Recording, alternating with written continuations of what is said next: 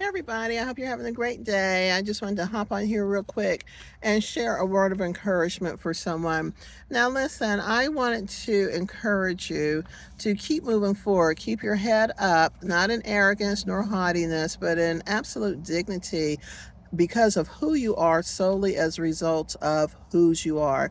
Now, I wanted to just remind you that God will honor his people. He will honor those who honor him. If you keep trusting God and growing in him, loving him, adoring him, worshiping him, praising him, staying in his word, endeavoring to grow further and mature more in God, he will honor you. So I'm reminded of the story of King David. And if you're familiar with that story, David and his predecessor, King Saul, had become arch enemies.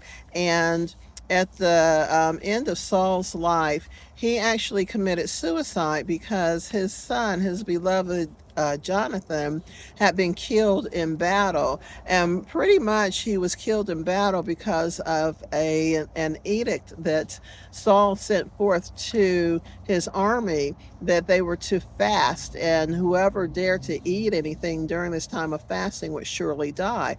Well, unfortunately, Saul's son, Jonathan, was not in the vicinity when Saul had made this edict. And so, Jonathan, not having heard this, he came across, I think it was a hive of honey, and he ate some of the honey because he was starving. He was out on a reconnaissance trip, like a spying, trip against their enemy army. And so Jonathan ate this honey. Well, that broke the fast that he should have been on, but he didn't know that the army was supposed to be on this fast.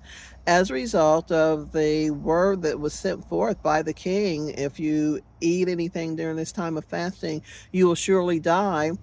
Inadvertently, Jonathan got killed. Well, word got back to King Saul that his son, his beloved Jonathan, had gotten killed, and Saul was so distraught that he ordered his armor bearer to kill him, and the armor bearer refused to do it. And so Saul fell forward on his own sword to commit suicide. Well, as time goes on, apparently there were these two guys. I believe they were in Saul's army as well. And when Saul died, then that was the army that became part of David's army. And David, had become king. He was Saul's replacement. And it came to King David's attention that there were two men who had killed Saul.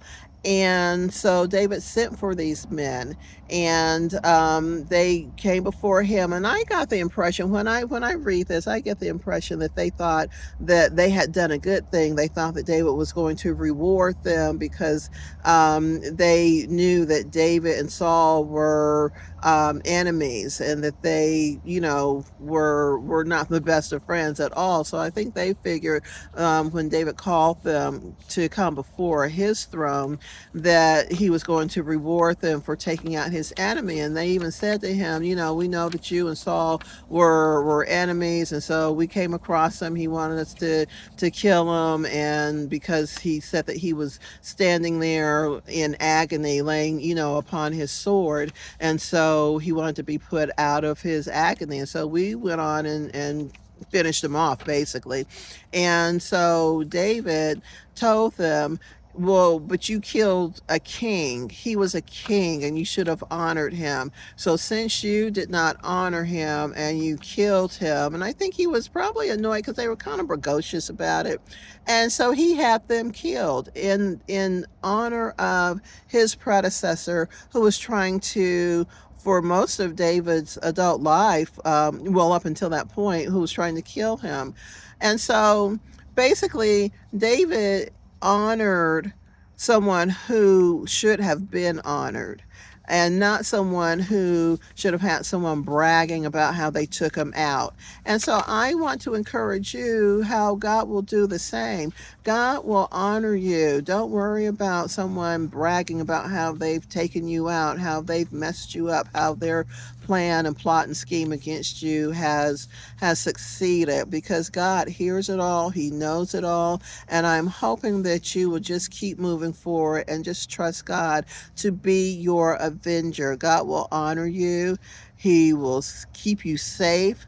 He will encourage you. All you got to do is just trust him and keep your heart still. Just ask Jesus to give you peace of mind and peace of heart so that you can hear him clearly as he tells you what to do next. Okay? So I love you, and I hope that encouraged somebody. I hope you have a great day. Bye bye.